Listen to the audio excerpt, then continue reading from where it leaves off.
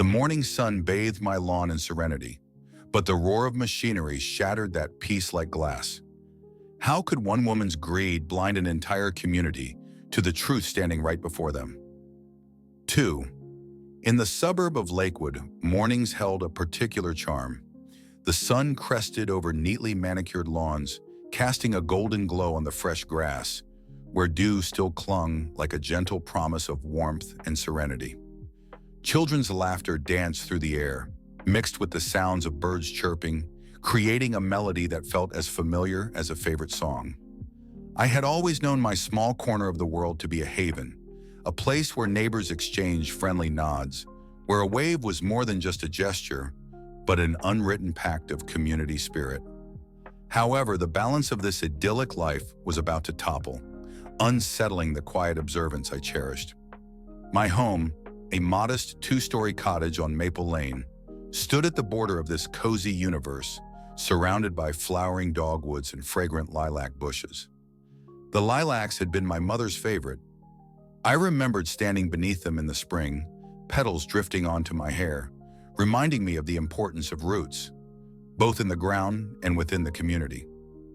That was before everything changed. I'm Theo, a middle-aged homeowner, defined more by my resilience than my assertiveness. Over the years, I had built a life centered on respect for both my property and my neighbors, always believing that harmony flourished best when kindness intertwined with personal space. But as I treaded through my routine morning rituals, watering the plants and replacing the front doormat that had seen better days, an uneasy sensation settled in my chest, the kind that beckons foreboding like dark clouds on a sunny day. And then there was Karen Baker, the name that sent shivers down every spine in Lakewood. Known for her relentless ambition, she was a tireless warrior for what she perceived to be the greater good. With her designer clothes and a smile that could charm the most hardened hearts, she had built herself a reputation more fearsome than any would admit. Using her so-called influence, she had a way of masking her selfish motives behind a veil of community service. Past encounters made it all too clear that Karen thrived on power, and with power came the audacity to bulldoze anyone standing in her way. My instincts screamed warning. I had always avoided her social gatherings, knowing better than to engage with someone who wore entitlement as a badge of honor. That fateful morning, as I ventured outside with my coffee cup, my peaceful gaze shifted toward the street and froze. My heart sank as I spotted a line of construction vehicles congesting the road, large signs reading, "Public Park Coming Soon," plastered across them in bold, eye-wrenching letters. I squinted, disbelief morphing into dread as I noted the uproarious chatter echoing from my lawn, blending with the thudding of heavy machinery. What in the world was happening? Bounding down my porch steps, irritation ignited every step as I approached the chaos unfolding on my property. There she was, Baker, clad in a floral blouse that seemed to scream for attention, directing workers as if they were her loyal subjects. "No, over there! Yes, perfect!" she bellowed with unnecessary enthusiasm, oblivious to the unraveling horror of her actions. "Excuse me," I shouted, my voice cutting through the noise like thunder. Every ounce of vulnerability waved in the air as the workers temporarily paused, glancing at me, uncertain. But Karen merely turned on her heel, her expression shifting from surprise to smug amusement. "Oh, Theo," she chirped, that sickly sweet lilt in her voice somehow managing to annoy me even more. "Don't you see? We're building something wonderful for the whole community, a place for children to play and families to gather. It's for the greater good." A knot of frustration twisted in my stomach. "But this is my lawn. You can't just come here and do this without a word. I didn't agree to anything." She waved her hand dismissively as if brushing away a pesky fly. "You should feel grateful, really. I mean, who wouldn't want to park right here? This is a great opportunity." Opportunity? An opportunity for who, exactly? A murmur of whispers grew behind me from a small cluster of neighbors who had gathered, their expressions one of bizarre admiration. Were they really falling for this charade? The icy grip of doubt crept in as I realized the weight of isolation threatening to blanket my resolve. I could see the flickering of uncertainty in their eyes, as if they were standing on the precipice of a choice that involved choosing sides. In that chaotic moment, my thoughts raced, returning to happier times amongst the lilacs. But where were those sweet memories now? Baker's charisma, masked by an illusion of benevolence, felt like an encroaching storm ready to demolish everything in its path. My heart thundered in resistance, each beat urging me to reclaim my space, to stand up against this absurdity shackling us. With resolve building as I clenched my fists, I locked eyes with Baker, the warm morning air suddenly feeling charged, crackling at the edges of impending conflict. This would not be just any day. This was the day I would have to confront the growing wave of mob mentality in Lakewood, the day my right to my property faced its most serious test yet. And deep within, I knew I wouldn't back down without a fight. After all, someone had to be the voice of reason amidst the chaos. Someone had to stand up to Baker. The sun hung high over Lakewood, casting a warm golden light that seeped into every corner of our quaint suburban neighborhood. Children played gleefully in crooked streets lined with modest homes, while the scent of fresh mown lawns wafted through the air like a familiar hug. Birds chirped melodiously, frolicking from tree to tree, sharing in the harmony of another picturesque morning. My yard, an oasis of tranquility and personal space meticulously nurtured over the years, stood guard in front of my home, its emerald grass a testament to my dedication to this little patch of earth. Yet today, an unsettling dissonance vibrated through the peaceful fabric of my life. I pushed back the curtains, expecting to find the usual serenity outside my window, but I was instead met with an alarming sight. Construction vehicles clogged my driveway, beeping and rumbling like thunder rolling in from the horizon. The ominous growl of a bulldozer rumbled particularly loud as it backed up, its heavy machinery casting long, overwhelming shadows over my carefully tended flowers, a stark contrast to the bright day. My heart raced, a surge of anxiety coursing through my veins. What on earth is happening? Stepping out onto my porch, I squinted against the brightness, observing the chaos unfolding on what I thought was solid ground. My lawn. A figure moved among the clamor. Karen Baker, the very embodiment of suburban entitlement. Her platinum blonde hair gleamed, catching the sun while her amused laughter punctuated the mechanical noises. With a clipboard clutched under her arm, she commanded attention like some self-proclaimed queen surveying her kingdom. It was a sight I never thought I would witness. The infamous Karen orchestrating a scene with the same ease as a conductor leading an orchestra, oblivious to the chaos she was stirring in my life. "Good morning," she called out in that overly cheery voice that grated on my nerves, ignoring the darkening clouds of worry gathering in my mind. Her eyes sparkled with mischief, a facade of friendliness hiding her ulterior motives. "You know, I'm building a public park right here in your front yard. What a great way to bring our community together, don't you think?" I balked, my initial words of protest tripping over each other. "What do you mean building a park? You can't just do this. This is my property." My voice cracked, a cocktail of disbelief and indignation bubbling up as I crossed the distance between us, navigating past the hulking machinery and dodging workers who glanced at me with pity in their eyes. "She's giving us a wonderful gift, dear," a neighbor chided with a saccharine tone, his eyes brightening at the thought of weekend gatherings and friendly barbecues sprouting up on my lawn. "Think of it as an opportunity for community engagement." Engagement? I felt the heat of frustration rising in my cheeks. "This is my home. You can't just trample all over someone's space because you think it will benefit everyone else." The vein in my temple throbbed, and I could have sworn I felt the grass beneath my feet diminish under the weight of my mounting anxiety. Each word I shared crumbled like dry leaves, seemingly lost in the rumble of excitement that had wiggled its way into the neighborhood. With a confident smirk, Baker waved her arms, directing the crew, her Gestapo-like demeanor palpable amid the swarm of eager residents gathering around. "This is for the greater good, a place for the children to play, for families to gather. I can't believe you don't see this as a wonderful opportunity." Her voice soared with airy confidence, weaving in tricks of persuasion that made my stomach churn. And there it was, the insidious tension laced within her words, twisting the minds of those close to her as they nodded in agreement.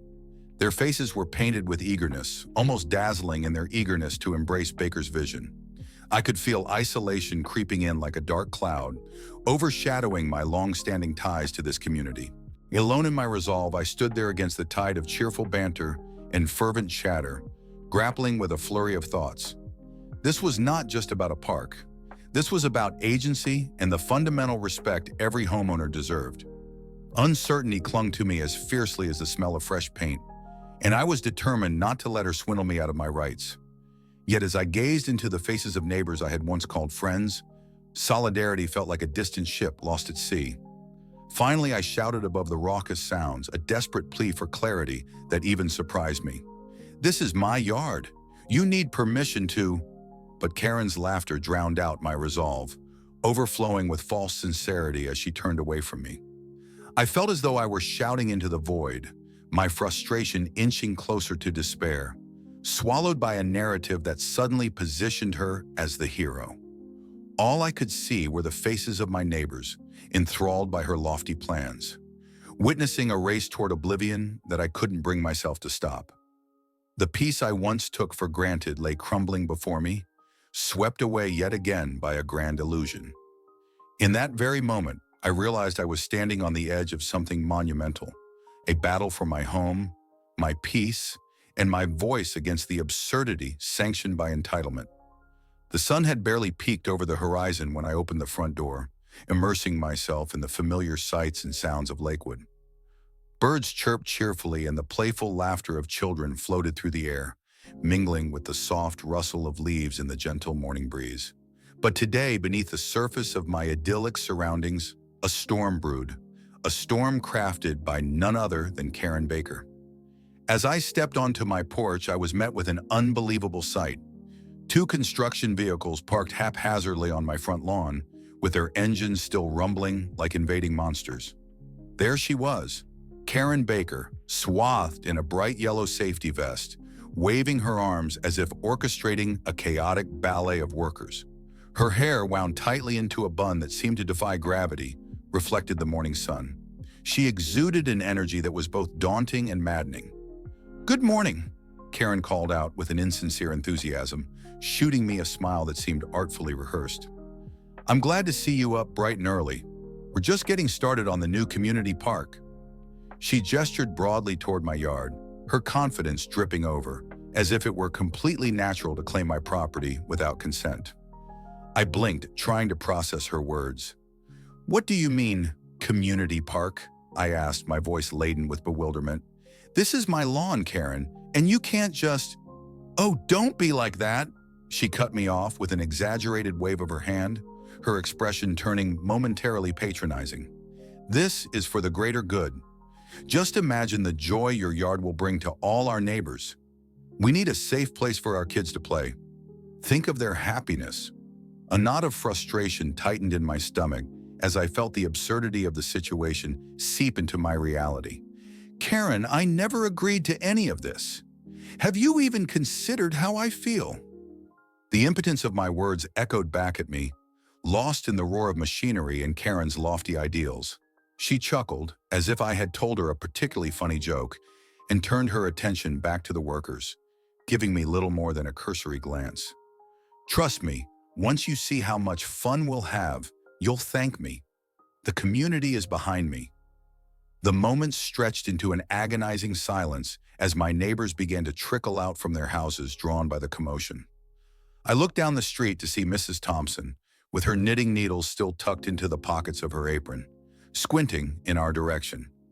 Lucy, the stay-at-home mom from across the street, with her toddler still strapped in its stroller, stood a few feet away, her wide eyes darting between Karen and me. To my horror, they didn't seem shocked or angry. No, they appeared curious, intrigued even. Karen had spun her tale, and they were entranced by the idea of a new park. In this moment, all the warmth and camaraderie of Lakewood felt like a cruel facade. I felt isolated, standing on my land, my rightful territory, as if I were an intruder among those who, at least a moment before, had been my neighbors, my community. I took a deep breath. "This isn't just about you, Karen.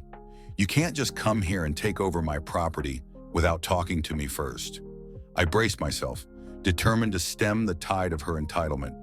Her eyes narrowed, her sunny demeanor vanished, replaced by cold annoyance. I think you underestimate how much the community needs this. Everyone is on board, everyone but you. You should be grateful I'm doing this. After all, who wouldn't want their property turned into a park? Anger coursed through me like wildfire. I had never seen entitlement so stark, so bold. Making a park out of someone's yard is not gratitude, it's theft. Just as I finished my sentence, a wave of murmured agreement arose from the gathered crowd, surprising us both. To my left, I could hear a low voice say, "He does have a point," but was quickly silenced by Karen's piercing glare. "There's no need for negativity, folks," she reinforced herself, slickly turning to solidify her charm once again. "We're offering something beautiful here, and I suggest you all see it for what it is, a gift." The tension hung thick in the air. My heart raced as I felt the scrutiny of my neighbors weighing down on me, their delight in Karen's sparkly vision contrasting against my furious indignation. "You can't create something beautiful by infringing on someone's rights," I spat back, my voice rising. "You don't get to decide what's good for everyone when you don't even give the rightful owner a chance to represent their own interests." With my outburst, astonished faces turned toward me. Silence descended upon us like a shroud, as if the neighborhood had collectively taken a deep breath and held it. In that stillness, I stole a glance at Lucy, her brow furrowed.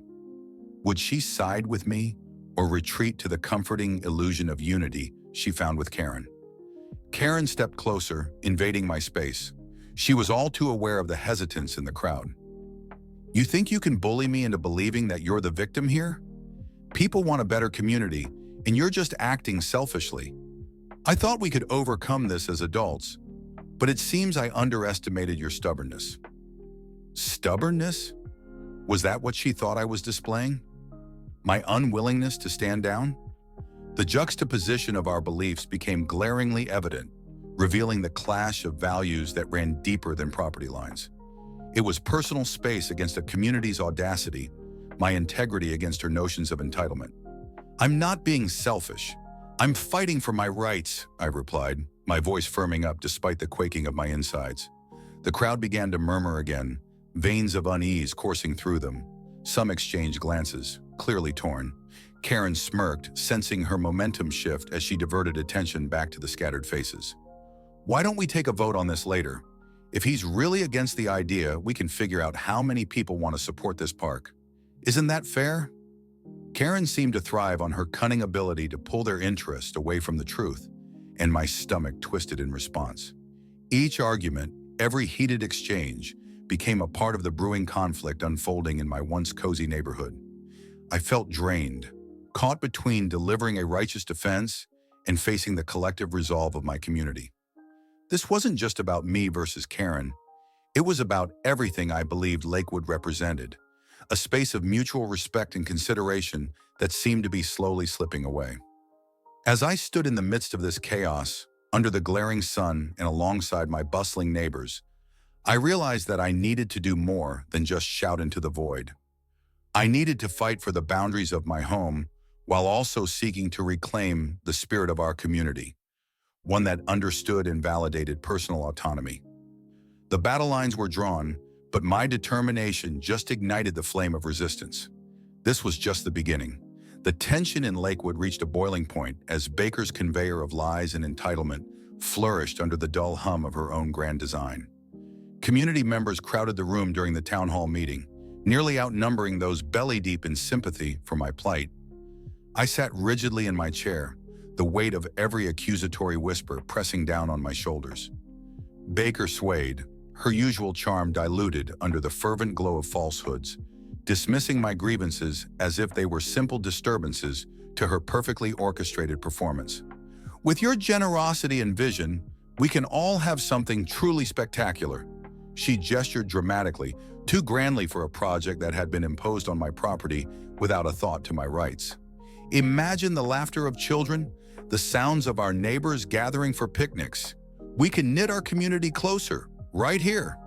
Her voice drowned in a chorus of apprehensive agreement, a few neighbors nodding along as if their eyes were drawn into her magnetic charisma, igniting a community passion I hadn't seen in years. This was my cue. My world spun in disbelief. I took a deep breath, steeling myself against the thunderous pulse of my heart.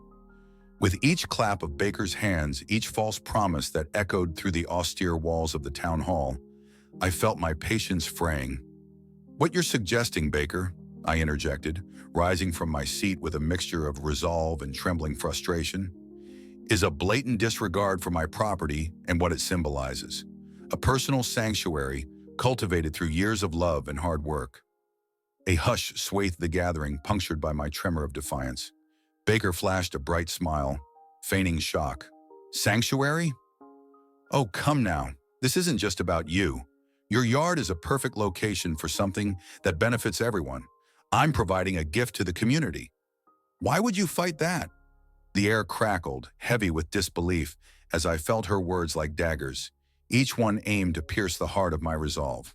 "A gift built without consent is a theft cloaked in feigned generosity." The words escaped my lips before I could swallow my doubts, fueled by indignation. Heads turned toward me, some with apprehension, others with amusement. "You knew the regulations, Baker. You can't just bulldoze your way into whatever you want because it strokes your ego," I continued, my voice rising over the murmurs that filled the room. Just then, Susan from down the street chimed in, her tone laced with naivety. "But don't you want the best for our children?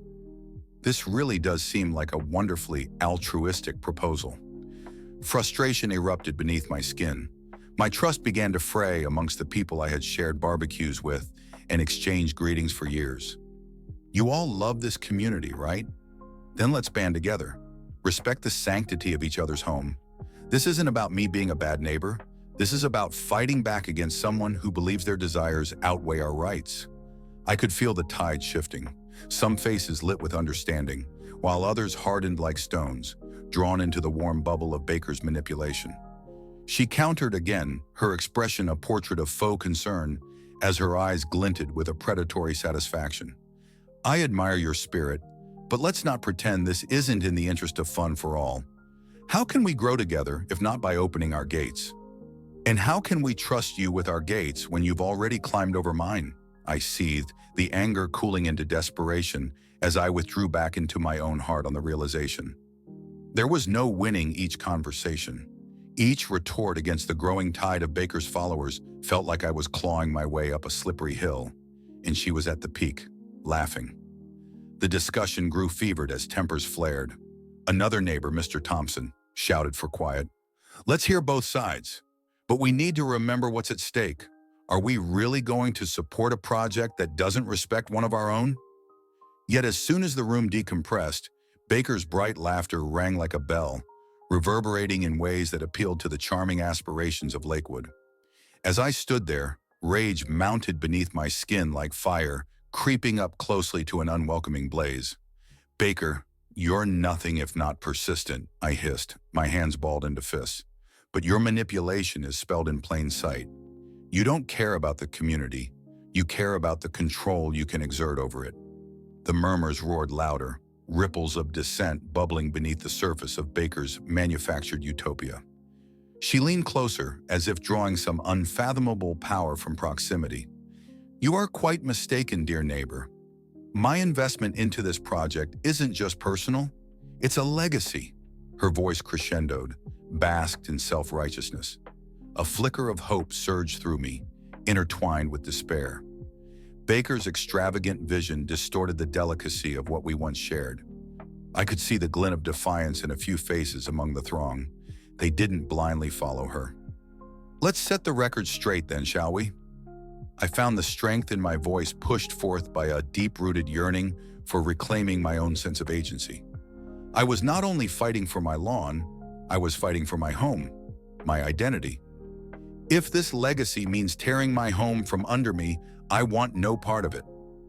The tension in the room hung thick, almost palpable.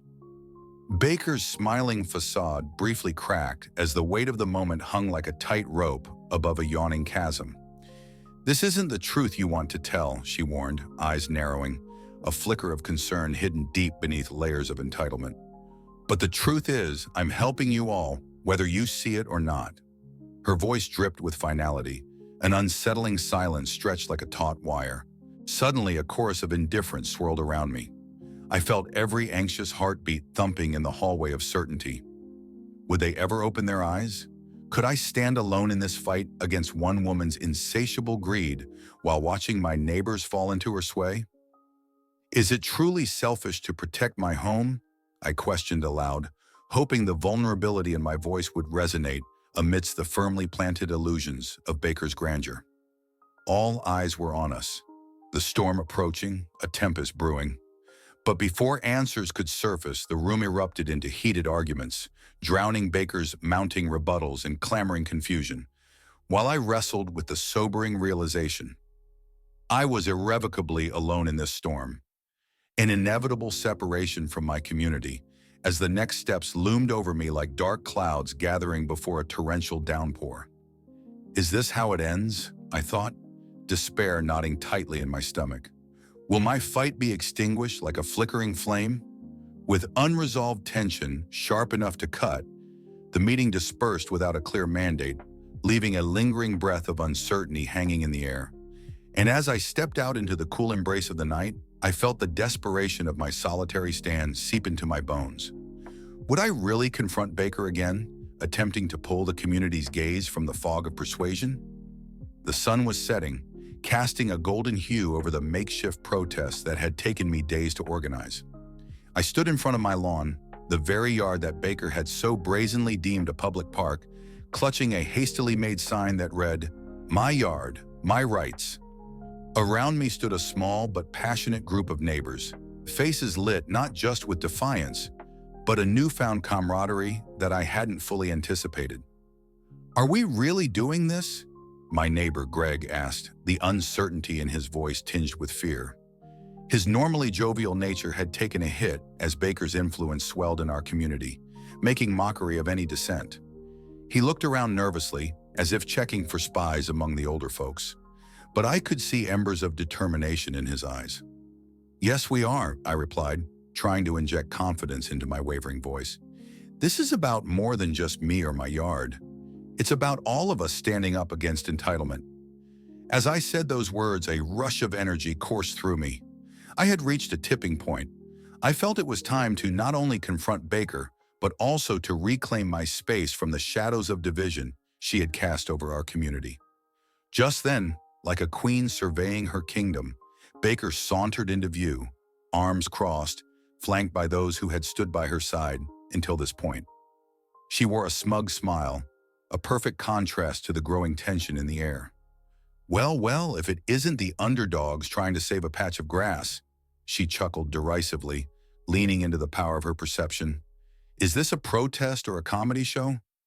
"Why don't you tell us what you've been hiding?" I shot back, taking a step forward. The words tumbled out of me, propelled by a mix of indignation and clarity. "Everyone here deserves to know the truth about your so-called park." "How dare you?" she snapped, her eyes narrowing. I could see the facade of her confidence crack just slightly, revealing the anger bubbling beneath her carefully curated exterior. "This is for the good of the community. Who do you think you are?" "I'm someone who knows their rights," I shouted back, my voice rising over her condescending laughter. "While you parade around here acting like some kind of benevolent ruler, you've ignored not just my rights, but everyone's. Your need for a legacy," I pointed to the crowd behind me, their expressions shifting from confusion to understanding, "is not enough to justify this invasion." The murmurs in the crowd shifted, glances exchanged, uncertainty beginning to take hold among her supporters. I felt a rush of adrenaline as I pressed my advantage. "You might want to remind everyone about what happened last time you tried to push your agenda through without consent. Or how about the trailer park you tried to get built in the old schoolyard?" From the back of the crowd, an older woman raised her voice. "She did, didn't she? I only said yes to the bakery because my kids loved her cookies." A ripple moved through the audience as more began to nod in agreement. Baker tried to regain control. "That was a misunderstanding. We are all being given something beautiful here. This is what progress looks like." "For whom?" spat Greg, surprising everyone, including himself, as he turned to face her fully. What you see as progress, Baker, we see as another way for you to exert your will over our lives. We don't need a park, especially not a park on someone else's property, and we certainly don't need it at the expense of the people who live here. This time, the crowd erupted into a chorus of supportive voices. No more! We're done! Echoed from the back. And in that moment, we became a united front. The tension shifted as Baker's precious shield began to crumble, leaving her standing exposed amidst hostile glares. You can't do this, she shrieked, her voice rising with the panic that covered her like a shroud. You don't know what's best for this neighborhood. I've done so much for us. Yes, only what benefits you, I replied, every ounce of my internal rebellion rallying behind my words. Your generosity doesn't excuse you from trampling on my rights or those of others. The air grew thick, charged with the kind of energy that makes your skin prickle. Enough! I've had it with your lies, she spat. The desperation was now unmistakable. Her carefully managed composure was unraveling right before our eyes. You think you're the community's savior? Just because a few people came to rally against me? The crowd erupted with shouts of yes, and we're with you. The sincerity in their voices bolstered my resolve. I could feel my heart pounding, every beat syncing with the unified pulse of our small group. And in that very moment, something shifted within Baker. Her facade slipped too far, revealing the depth of her resentment. You'll regret this, she yelled, her voice cracking. You can't defeat me. I will make this park a reality, whether you like it or not. But I wasn't afraid anymore. I knew then that this was not just a confrontation over property.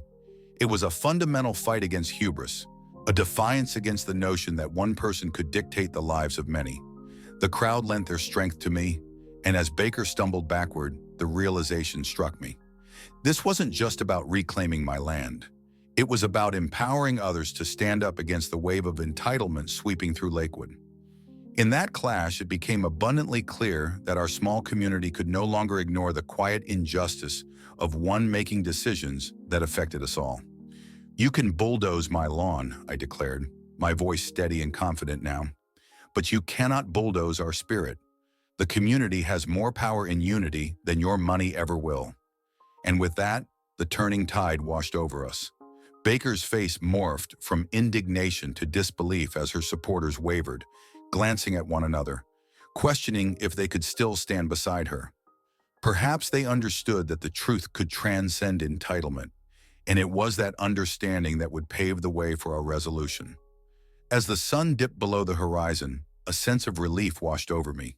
This was our stand, and I was no longer just David facing Goliath. I was the voice of countless underdogs who had pretended that silence was a virtue. I stepped towards Baker one last time, and it was clear. This wasn't just another round in our fight. It marked the beginning of a much bigger change. The aftermath of that unforgettable showdown shifted the dynamics of our little community in ways I had never imagined. As I stepped outside for the first time after the protest, the warm sunlight bathed my yard in a gentle glow, a stark contrast to the tension that had filled the air days prior. My heart swelled with a strange mix of relief and gratitude. For my yard, my sanctuary, stood untouched, its emerald blades swaying coolly in the afternoon breeze. The cacophony of chirping birds and laughter from children playing in the distance was a sweet reminder of normalcy slowly returning to Lakewood. Baker's influence, once a heavy storm cloud, now felt more like a distant thunder, her once captivated supporters peeling away as the truth of her ambitions unraveled. I held my breath each time I ventured into the street, unsure how my neighbors would react after the very public fallout. But much to my surprise, a few familiar faces greeted me with tentative smiles and nods, casting hopeful glances. They had regained their clarity, stepping away from Baker's web of manipulation. Every conversation after that fateful meeting felt like a miniature reconciliation. I spoke with Linda, a quiet neighbor who had been outspoken in favor of Baker. I'm sorry I didn't listen sooner, she admitted, her voice thick with sincerity. I got caught up in what everyone else was saying. But seeing you stand up for yourself, it was inspiring. I could only smile, feeling the weight of shared understanding settle between us, two neighbors rediscovering the bonds of community. What surprised me the most was the gathering of neighbors who had once rallied around Baker. They now paraded down my street carrying banners of support, declaring my yard a local peace symbol. "Save our yard from entitlement," one of them proclaimed, and I felt a spontaneous rush of warmth. In that moment, Baker's facade was stripped down, unveiling her true nature to those who had once revered her as a hero. In the ensuing days, I took intentional steps toward rebuilding the community ties that had frayed under the pressure of conflict. I organized a gathering, a literal block party, inviting everyone to celebrate not only my victory, but what I learned through this chaotic duel. It was an opportunity to reconnect, share stories, and foster a sense of unity. As the scent of barbecue wafted through the air, laughter filled the space where tension had once thrived. I realized standing up for my rights wasn't about instilling fear or creating divisions. It was about nurturing the accountability we owed one another as neighbors.